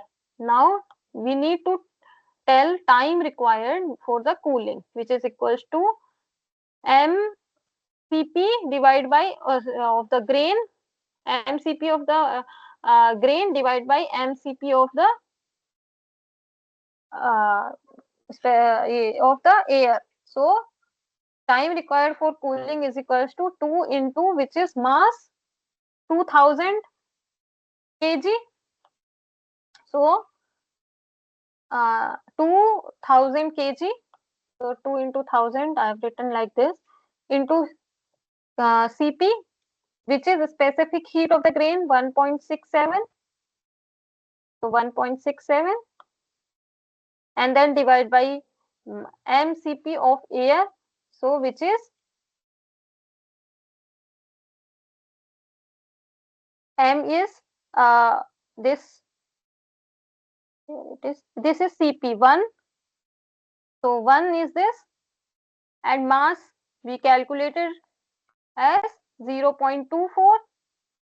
So here we just did both mCp delta T, which is the heat. So we mCp delta T, this formula we applied basically here. So time required for cooling T is equals to 2000 into 1.67 divided by 0.24 into 1. So we will going to get 13916.66 minute, and if we divide it by 60, we will get 231.94 hours. So D option is correct.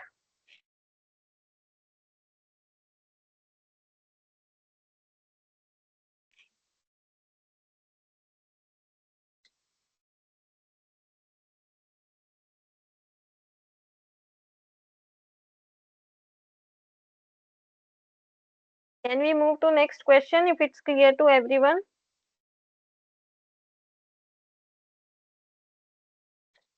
Next slide, please, ma'am. Yes, ma'am. Yes, ma'am. Okay, so we Okay, are ma'am. moving to this question. Yes, ma'am. Condition of the cell membrane of seeds is measured by fat acid value, head space condensation, electrical conductivity, and the seed germination. Ma'am, option C. C, ma'am, option C. Electrical conductivity. So everyone is on the same Let's see. Yes. option. Yes, Yes, so ma'am. it's option C, right? So fat acid value is basically it's a measure of chemical changes occurring within deteriorating seeds. So fat acid value, it is a measurement involves grinding a known weight of the sample of the seeds, and then we extract using some solvent like petroleum ether for 16 hours, and then there will be titration against standard potassium hydroxide solution, and then the higher the FAV value, that means the higher level of the deterioration. And electrical conductivity, it's basically a measure of the condition of the cell membranes of the seeds. Its measurement, it involves soaking of the seeds in deionized water for 80 minutes and then reading the conductivity of the leachate of water which comes out, and we will measure using conductivity meter. Elevated conductivity, that means that indicated that leaking of the cell membrane within the seeds. So that means seeds are deteriorated. Head space condensation, it is basically monitor to detect grain spoilage. And in the condensation, what happens in the condensation in the headspace of the storage bin, it can be happen immediately after harvest, which can be result in moisture damage at the grain surface. Grain temperature at harvest, it is more than 30 degrees Celsius. Warm moist air moves into headspace of the silo following inloading. When the surface of the bin structure has cooled due to daily changes in ambient temperature, there will be condensation. This problem. This is referred to as night top silo cooling or silo sweating. Headspace condensation is most likely to occur during the initial weeks after harvest. So initial weeks after harvest, when the grain is cool, this kind of place will form where there will be condensation, and because of that deterioration. Next is the sprouting bridging, where there is a presence of sprouted grains, often with the green vertical shoots on the center surface of the bulbs, indicate that the seed moisture content levels in the uppermost layers, apart from being high enough for seed germination. So there will be high moisture. So because of that, seed germination will be there, are more than sufficient to support, and mold spoilage will be there. Sprouted grains also indicate poor air circulation in the bins and leaking of the roofs, and are often associated with the development of an upper bridge across the bin. So there will be presence of such a bridge, which can be detected by any probe with a by probing or with the grain probes. So like this, because of the high moisture content and because of the condensation, this part will have high moisture, and the sprouting and the mold growth.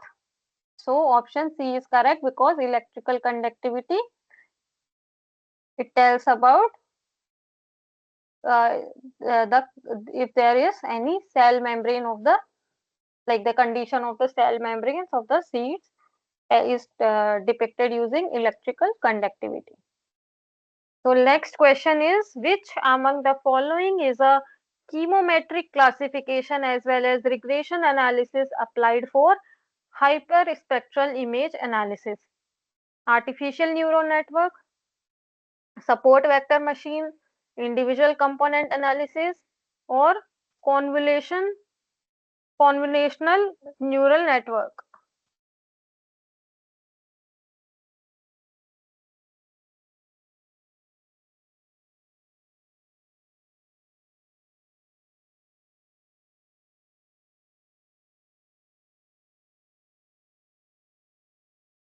So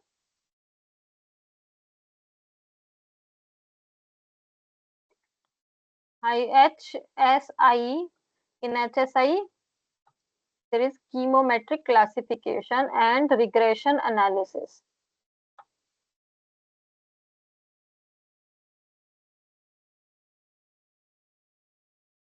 So what is chemometric? Chemometric is basically is defined as the science of relating chemical measurements made on a chemical system to the property of interest, such as concentration, through the application of mathematical or statistical models or methods. So in chemometrics, there is not a single tool, but there are range of tools like this, including there are basic statistical tools, and then signal processing, factorial design, calibration, curve fitting, factor analysis, detection, pattern recognition, neural networks. HSI data can be used to predict, uh, like this is there. Basically, there are different tools in chemometrics, like uh, there are the multiple regressions or multivariate analysis, and decision theories, OR, which is operational research, computational computations will be there, numerical analysis are also there, IT, information technology, and time series analysis. So this is basically what is chemometric is. It takes all the, like what is happening in the grain. So there are different changes in the chemicals of the grain, like if we are storing the grains, and there are some kind of spoilage is there, so certain chemicals will going to release. So these chemicals will be analyzed, and then it will be applied to some mathematical or the statistical models. And uh, this chemo means chemical, and metric means that we are applying some kind of tools like mathematical or statistical tools to understand the changes.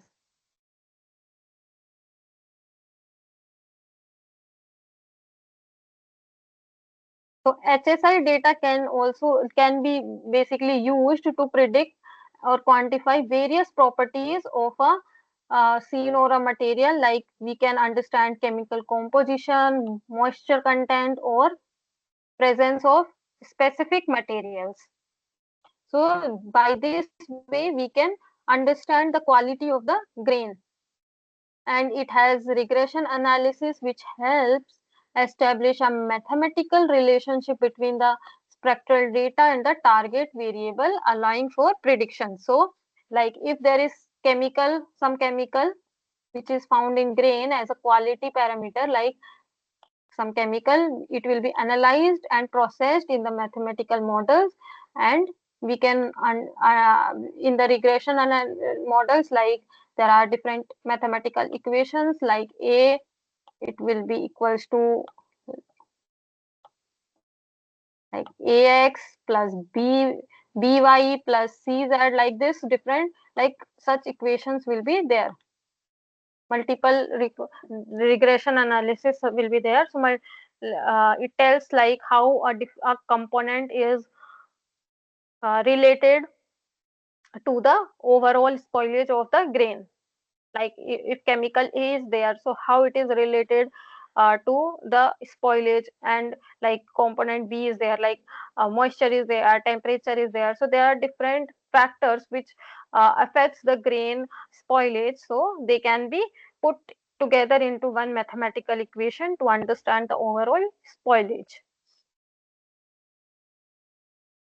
So in this question, option B is correct. So what happens? The artificial neural networks and support vector machines, they are basically used for other regression analysis which are used in HSI. So we can see in chemometric algorithm. So in regression algorithms, so we have ANN, which in the non-linear regression algorithms, and there are SVM, which is also non-linear regression models. And if we see in the classification algorithms or classification methods of chemometric, it includes different supervised and non-supervised techniques, which are like PCA, principal component analysis, individual component analysis, ICA, K-mean cluster analysis, then genetic algorithms, convolutional neural networks, then support vector machine, which is SVM here in the supervised method, and partial least square discrimination analysis, PLSDA. So this SVM is both in the classification algorithm and regression algorithm. So SVM is the right answer. Is it clear to everyone?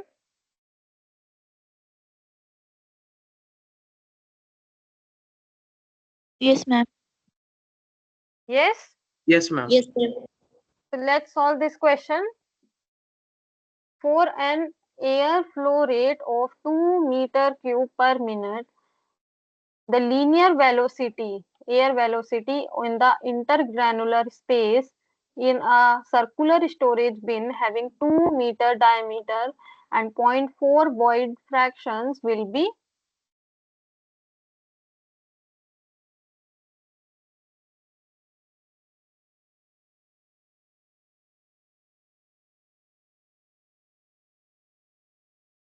So let's solve this question. So bin diameter is given as 2 meter. So this is a circular storage bin. Its diameter is given as 2 meter. Void fraction is given as 0.4. So volumetric flow rate is also given, volumetric flow rate 2 meter cube per minute. So per minute can be converted into second, which is 2 divided by 60. So 2 divided by 60 is equals to 0.033 meter cube per second. Area of the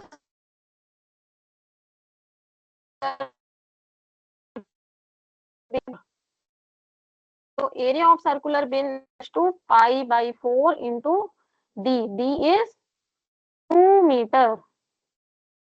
So pi by 4 into 2 square, which is 4. So 4 is cancelled by 4. So pi will be 3.14 meter square. So in this,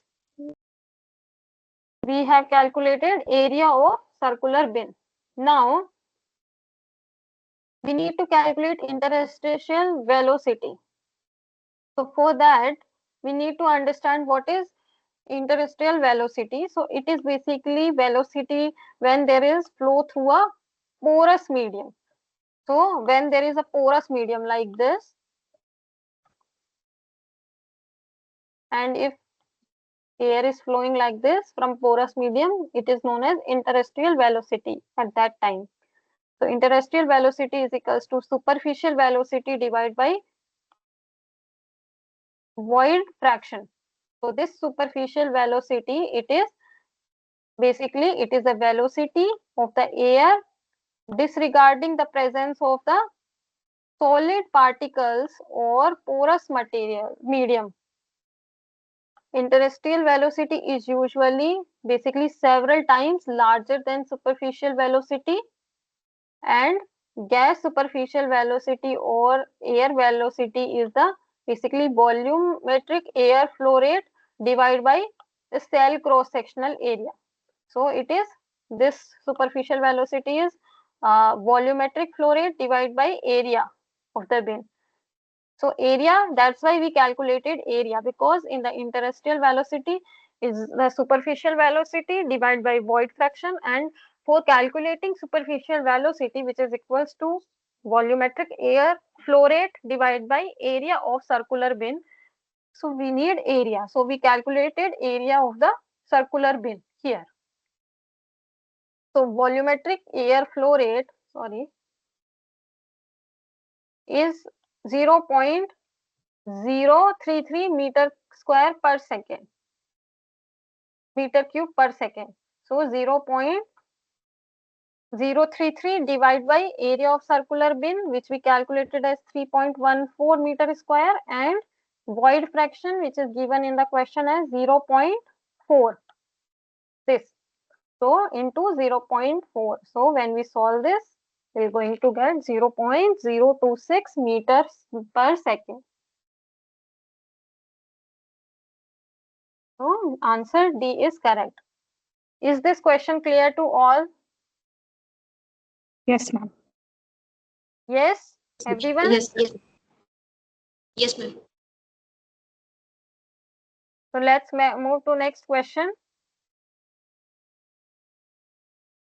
A cylindrical silo of 2.5 meter diameter and 20 meter height is filled with wheat. So calculate the height of the upper cone of the stored wheat if the minimal and maximum angle of internal friction are given by 25 and 30 degree respectively, and the maximum angle of angle of friction is on the smooth sheeting is 18 degree, and angle of repose is 25 degree. So we understood already these terms about different angles, angle of repose and what is angle of friction. So now we can calculate this. Can we? Yes, ma'am. Please try to solve.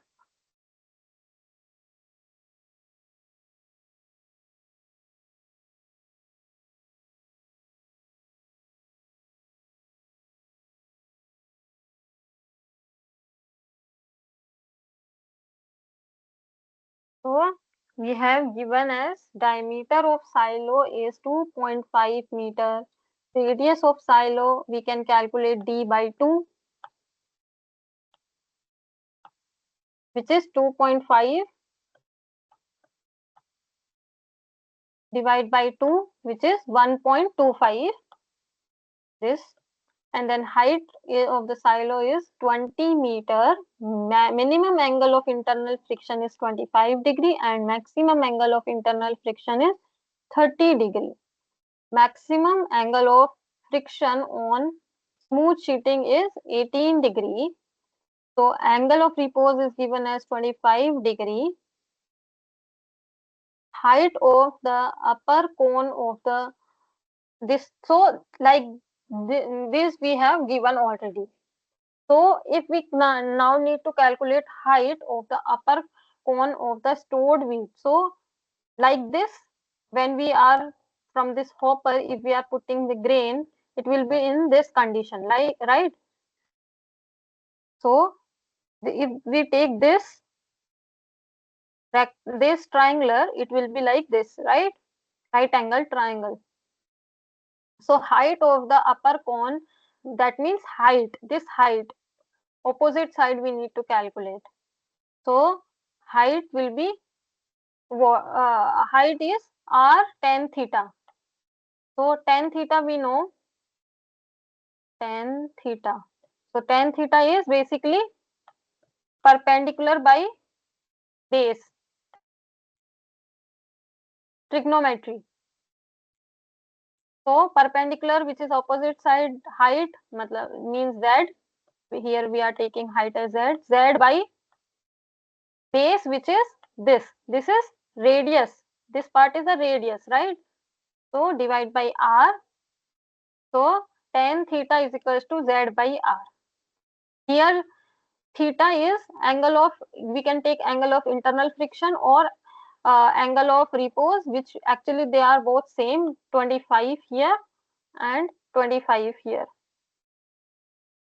But we will be taking angle of repose because such situations when there are like this, we discussed that it is the angle of repose. So tan theta is equals to z by r. So z is equals to, which is height, is equals to r into tan theta.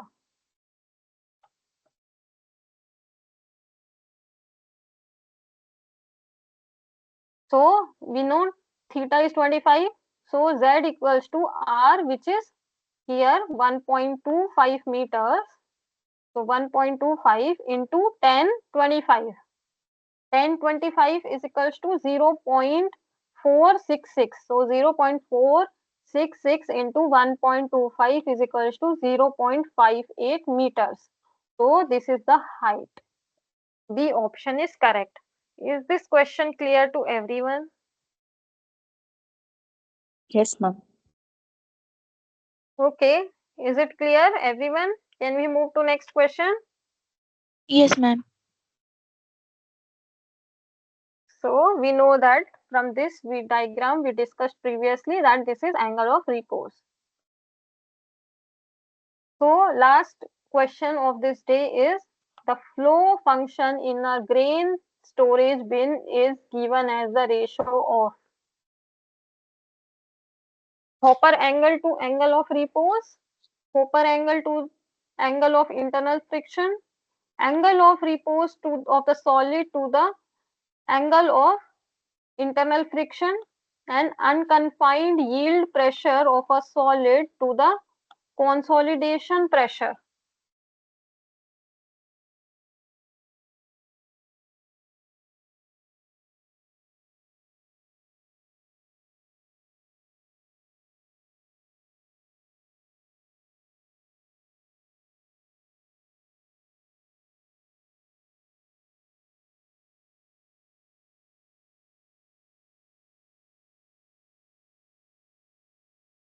So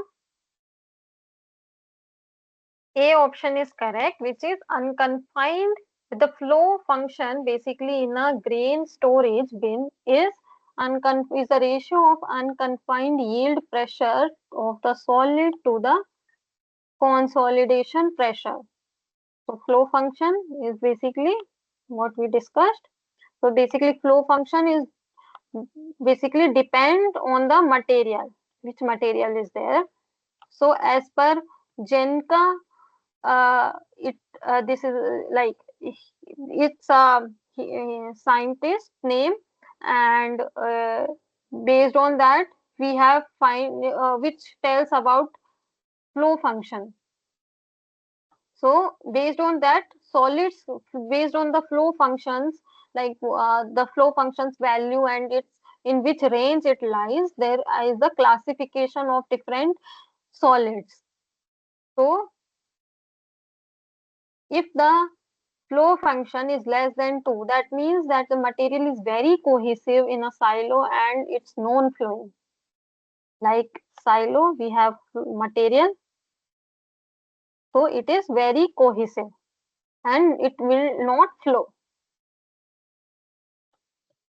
And if flow function is between 4 to 2, it is cohesive. And if it's between 10 to 4, it's easy flowing. And if it's greater than 10, then it means it's free flowing.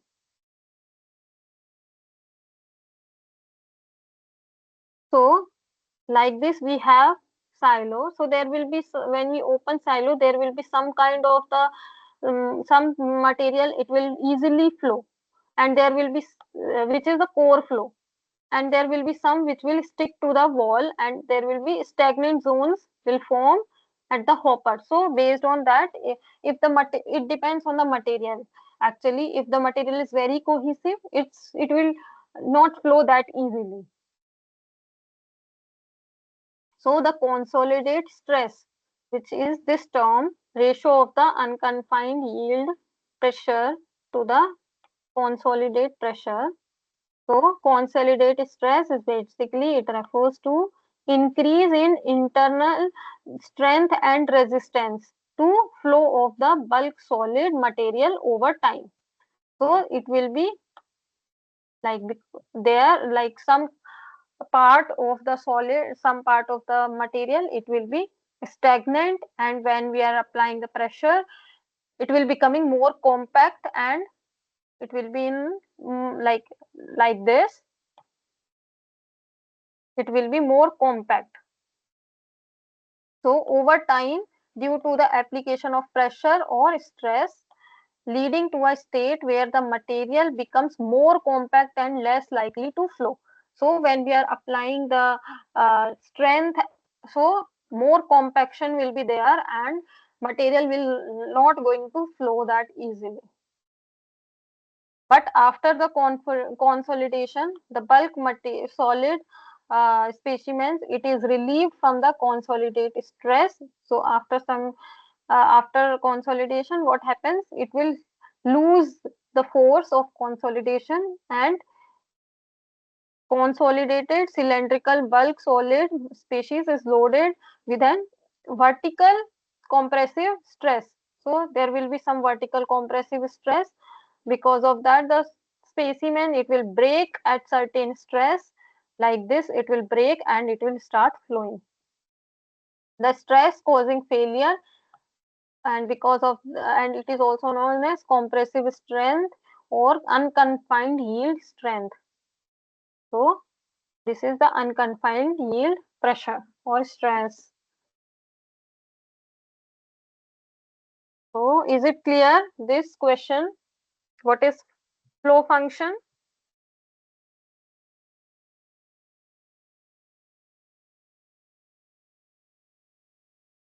Yes, ma'am. Yes. So topics we covered today are grain storage, in which food grain spoilage we discussed, and then grain storage methods and structures like tower silos, and like that we discussed the modern or the and the traditional. Then measurement of grain quality we discussed, and about like the how we measure using electrical conductivity and different methods.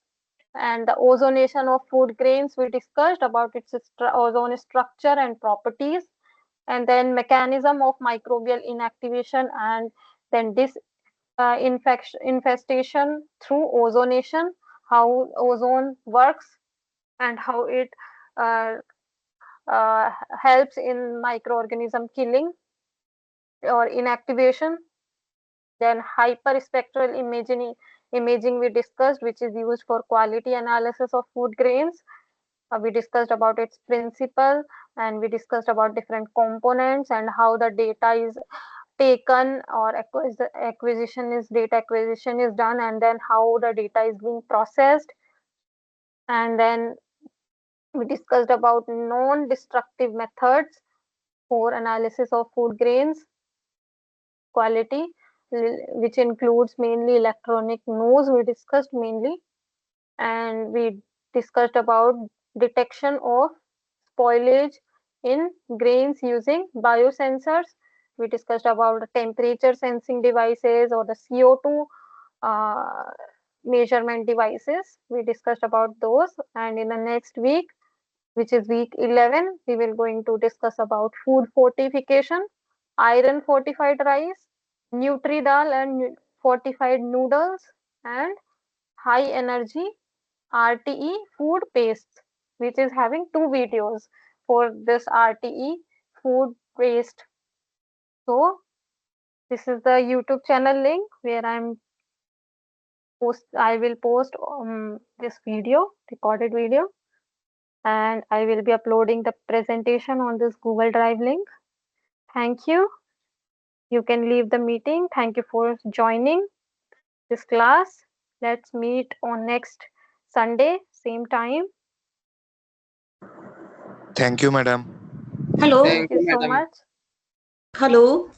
Yes, Ma'am, assignment 9 solution has not been updated as of now. assignment 9. Solution has not been updated on portal, Swayam portal. Okay, it will be uploaded soon. Uh, yeah, it will upload it soon. Maybe week 9 and week 10 can come together. Okay, ma'am. Okay, thank you, ma'am. Okay. Ma'am, for finding the storage capacity of the silo, Hmm. Hmm. uh, we need to multiply the volume with bulk density or particle density. Uh, wait.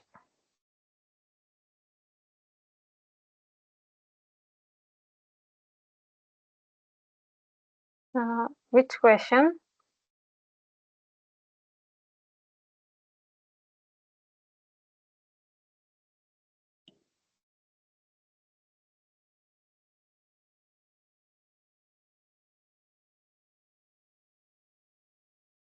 This one, right? Yes. So we will be multiplying with bulk density. Why? Because when there is a silo, so we will take all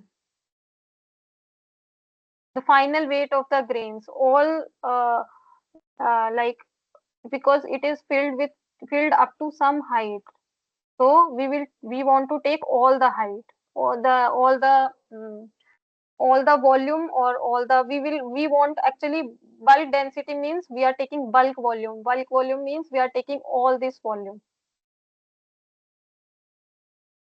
What's the difference between then particle density and bulk density? I'm not getting properly, ma'am. So in bulk density, like if there are like this grain,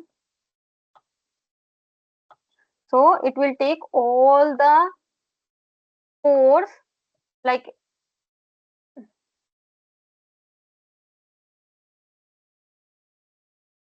so in bulk density there is including particles on volume, then interparticle void volume. So what is their void? The volume, that volume is also being included, and particles internal pore volume also being included. So this is the pore. Like if there is the pore like this, so this volume being also included, and its particles volume also included, and interparticle void volume also being included. But in particle density, we just include the present, we just accept the presence of internal pores, this pores, and with this particle, not the interparticular void space.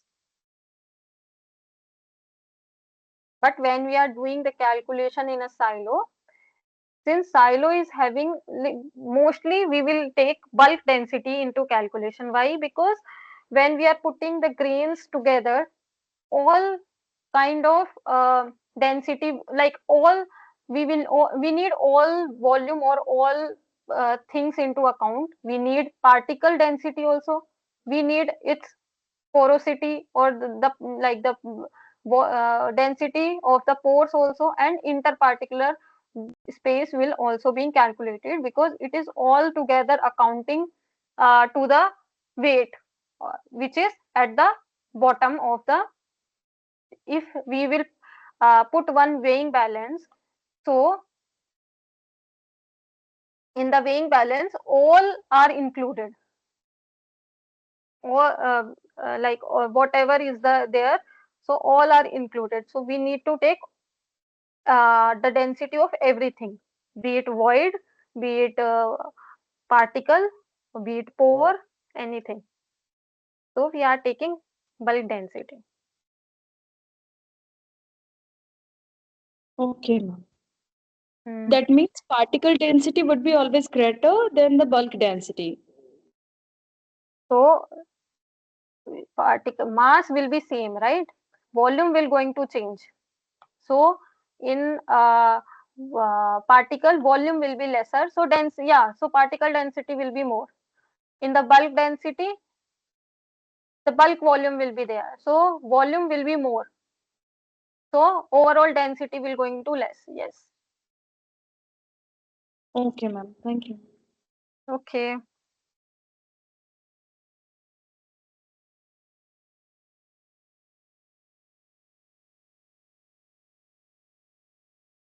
So can we stop today's discussion if everyone, if yeah, if no one has doubt, can we stop today's discussion?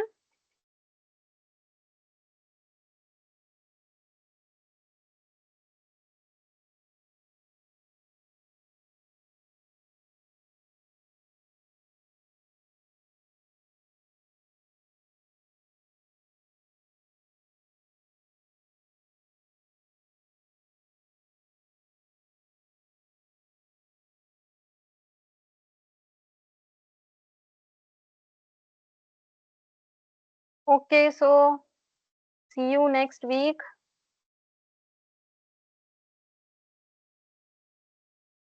Thank you, ma'am.